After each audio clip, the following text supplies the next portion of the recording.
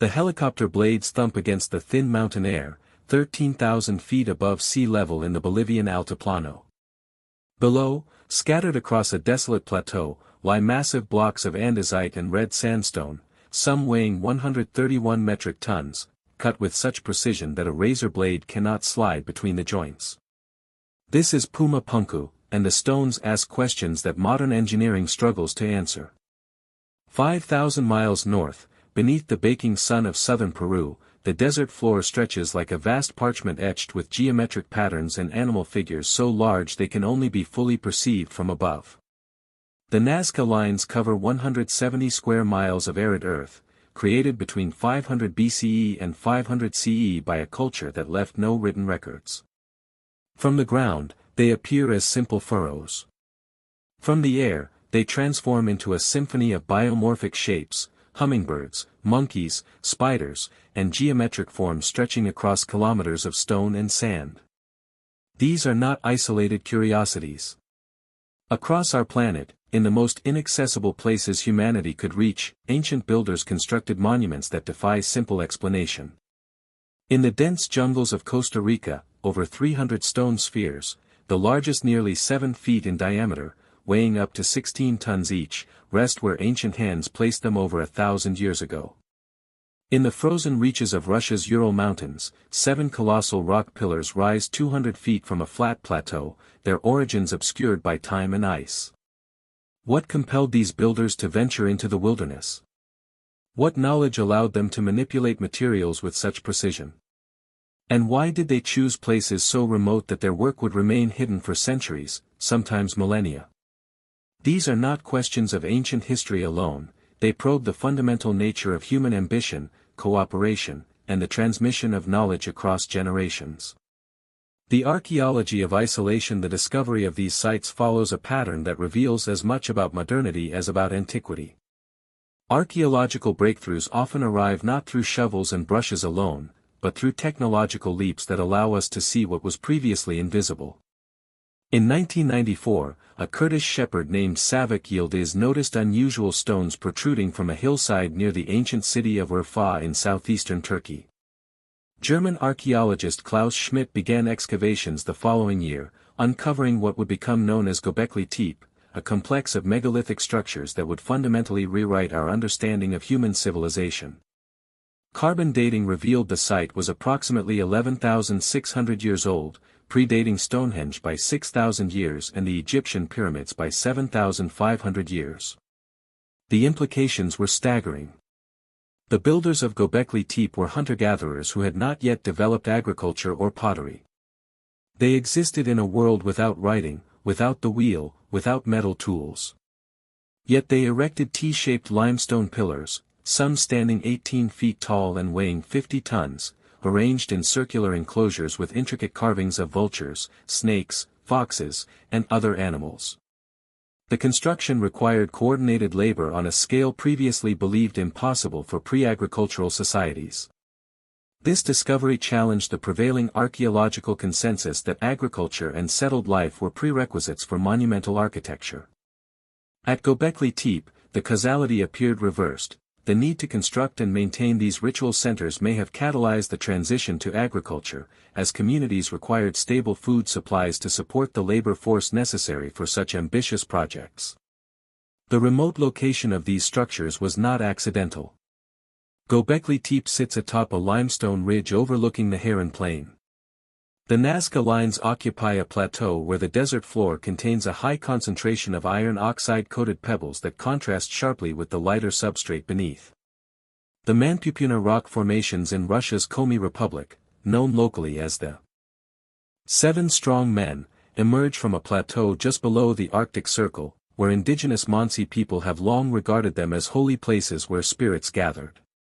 These sites share a quality of deliberate placement, suggesting that their builders sought specific geographic, geological, or astronomical conditions. The isolation that protected them from later disturbance was, for their creators, a feature rather than a hindrance. The engineering of impossibility. The technical achievements at these sites demand careful examination. At Puma Punku, Archaeologists have documented blocks of andesite carved with precision that exceeds what modern stonemasons can replicate with hand tools. Chemical analysis reveals that some red sandstone blocks were transported 10 kilometers from a quarry near Lake Titicaca, while smaller andesite blocks traveled 90 kilometers from across the lake. The construction techniques remain subjects of scholarly debate. The stones display load-bearing joints cut at matching angles without mortar, suggesting sophisticated understanding of structural engineering. Unfinished stones at the site reveal that they were shaped by pounding with stone hammers, evidence of which remains in local quarries, followed by grinding and polishing with flat stones and sand. At the Serapeum of Saqqara in Egypt, discovered by Auguste Mariette in 1850, massive granite sarcophagi, some weighing over 70 tons, were carved with tolerances measured in microns. The lids close with airtight precision, their geometric simplicity contrasting with the ornate decoration typically associated with Egyptian burial practices. These containers, designed to hold the mummified remains of sacred apis bowls, represent an engineering investment whose purpose remains partially obscure. The stone spheres of Costa Rica, known locally as Las Bolas, present a different kind of mystery. Over 300 spheres have been documented in the Diquis Delta and on Isla del Cano, ranging from a few centimeters to over 2 meters in diameter. Made primarily of gabbro, a dense igneous rock formed from cooled magma, they were created by a pre-Columbian civilization between 600 CE and 1500 CE. Archaeological analysis indicates the spheres were carved by removing layers of rock with smaller stones, a labor-intensive process that required considerable time and skill. Their purpose remains unknown. Speculation ranges from astronomical markers to symbols of social status, but their placement suggests they formed part of a larger cultural landscape that was later disrupted by Spanish colonization. The Yonaguni monument off the coast of Japan presents perhaps the most contentious technical mystery.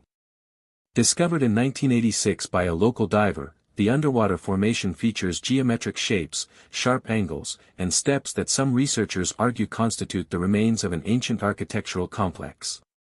Others contend that the features result from natural geological processes, sandstone fracturing along horizontal and vertical planes. The debate continues, with the site's depth, 25 meters below the surface, complicating definitive investigation. The conflict of interpretation. These structures do not yield their secrets easily. The very features that make them remarkable, precision, scale, isolation, also make them vulnerable to speculation that outpaces evidence. The history of their study is marked by cycles of revelation, debate, and revision. The Nazca lines exemplify this dynamic. When first systematically studied by Peruvian archaeologist Toribio Mejia Zesp in 1927, they were barely recognized as intentional creations. With the advent of aviation in the 1930s, their full scale became apparent, and speculation about their purpose proliferated. Early theories suggested they functioned as astronomical calendars, with lines aligning to constellations or solstice positions. Later research proposed they served as pilgrimage routes to ceremonial centers like Kawachi, where over 40 mounds including adobe pyramids overlooked some of the geoglyphs. The ancient astronaut hypothesis, popularized by Eric von Daniken in the 1960s, proposed that the lines were landing strips for extraterrestrial spacecraft. This theory, while lacking archaeological support, reflected genuine perplexity about how a pre-literate society could create works visible only from considerable altitude. Research in 2007 demonstrated that all geoglyphs are visible from the ground, though their full forms coalesce only when viewed from elevated positions. Live science. The controversy reveals as much about contemporary culture as about ancient practices. The impulse to attribute ancient achievements to external forces, whether extraterrestrial or lost supercivilizations, often underestimates the technological capabilities and social organization of ancient peoples. Yet the reverse impulse, to dismiss all anomalies as fully explained, can prematurely close avenues of inquiry. Recent archaeological work at Göbekli Tepe illustrates the productive tension between these perspectives. In 2020, researcher Gil Hackley published a study in the Cambridge Archaeological Journal demonstrating that the site's layout was planned using geometric principles based on equilateral triangles. Computer modeling revealed that the builders used stretched rope to establish precise angles before construction, indicating that the entire complex was conceived as a unified design rather than accreted over time. This finding elevated our appreciation of the builders' mathematical sophistication while confirming their humanity. Consequences across time. The immediate consequences of these constructions were local and profound. At Göbekli Tepe, the labor requirements for quarrying, transporting, and erecting the megalithic pillars would have demanded coordination among multiple communities. The site's ritual function, whatever its specific nature, created a shared cultural identity that transcended individual settlements. The longer-term consequences rippled outward through time. The organizational innovations developed for these projects, division of labor, resource management, intercommunity cooperation, may have provided templates for later social complexity. The ceremonial centers became nodes in networks of exchange and communication that shaped regional development. At Gran Pajitan in the Peruvian Andes, recently rediscovered using LiDAR technology that penetrated dense forest canopy, over 100 previously unknown structures revealed the extent of the Chachapoya civilization. These, warriors of the clouds, constructed circular buildings, cliffside tombs, and agricultural terraces at altitudes approaching 10,000 feet. Their sites remained hidden for centuries because of their remote location, demonstrating how isolation could preserve while also obscuring. Smithsonian Magazine. The consequences extend to contemporary conservation and cultural heritage. Many of these sites face threats from climate change, development, and tourism. The Manpupuna rock formations in Russia, considered sacred by the indigenous Mansi people, have experienced increased climbing attempts that desecrate holy places. The Nazca lines have suffered damage from vehicles crossing the desert floor and from mining operations in the vicinity. The Yonaguni monument's location underwater makes it particularly vulnerable to environmental changes, while the debate over its origins affects how it is managed and protected. If natural, it requires preservation as a geological curiosity; if artificial, it demands protection as cultural heritage. Beyond the obvious, the most persistent misconceptions about these structures involve their builders' capabilities and motivations. The assumption that ancient peoples were less intelligent, less organized, or less technically skilled than modern populations has been repeatedly refuted by archaeological evidence, yet it persists in popular imagination. The reality is more nuanced. The builders of Puma Punku worked with different constraints and different knowledge than contemporary engineers, but they solved problems with ingenuity comparable to our own. They lacked iron tools and the wheel, but they possessed patient labor, communal coordination, and intimate knowledge of local materials. The supposed mystery of how the stones were moved often overstates the difficulty. Experimental archaeology has demonstrated that modest numbers of workers, sometimes as few as 15 people, can move multi-ton statues using techniques like pendulum dynamics, rocking heavy objects forward using ropes and leverage. The Easter Island moai, some weighing 80 tons, were likely walked to their positions using similar methods. What remains genuinely mysterious is not the technical execution but the cultural context. Why did the creators of the Costa Rican spheres invest such labor in objects whose purpose remains unclear? What beliefs motivated the Chachapoya to build at such inaccessible heights? What ceremonies occurred at Göbekli Tepe, and why was the site deliberately buried around 8000 BCE after over a millennium of use? These questions may never be fully answered because the knowledge systems that encoded their meanings were oral, embodied, and situated in social practices that did not survive the transformations that followed. The structures remain as material traces of conceptual worlds we can only partially reconstruct. The horizon ahead. The future of these sites depends on advances in technology, conservation, and our evolving relationship with the past. At Göbekli Tepe, archaeologists have excavated less than 10% of the known site, leaving the majority protected beneath the earth for future generations with better methods and understanding. In Peru, LiDAR scanning has revolutionized the discovery of ancient sites, revealing structures hidden under forest canopy. This technology, applied across previously inaccessible regions, promises to multiply the known archaeological record. The Gran Pajitan discoveries represent only the beginning of what airborne survey may reveal. Digital preservation offers new possibilities for sharing these sites with global audiences while protecting physical locations from the degradation that accompanies visitation. Three-dimensional modeling and virtual reality can convey the scale and setting of remote monuments to those who will never visit in person. Climate change presents an existential threat to many sites. Rising sea levels endanger coastal formations like the Yonaguni Monument. Changing precipitation patterns affect the preservation conditions at desert sites like the Nazca Lines. Increased frequency of extreme weather events threaten structural integrity across multiple locations. The scientific understanding of these structures continues to evolve. New dating techniques, isotopic analysis, and genetic studies provide increasingly detailed pictures of the populations who built them. The integration of indigenous knowledge and oral traditions into archaeological interpretation offers perspectives that supplement Western scientific frameworks.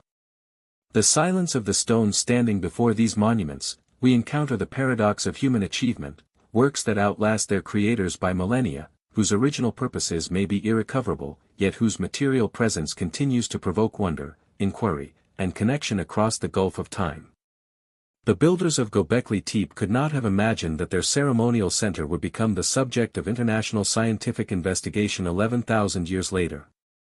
The creators of the Nazca Lines did not anticipate that their geoglyphs would inspire theories of extraterrestrial contact.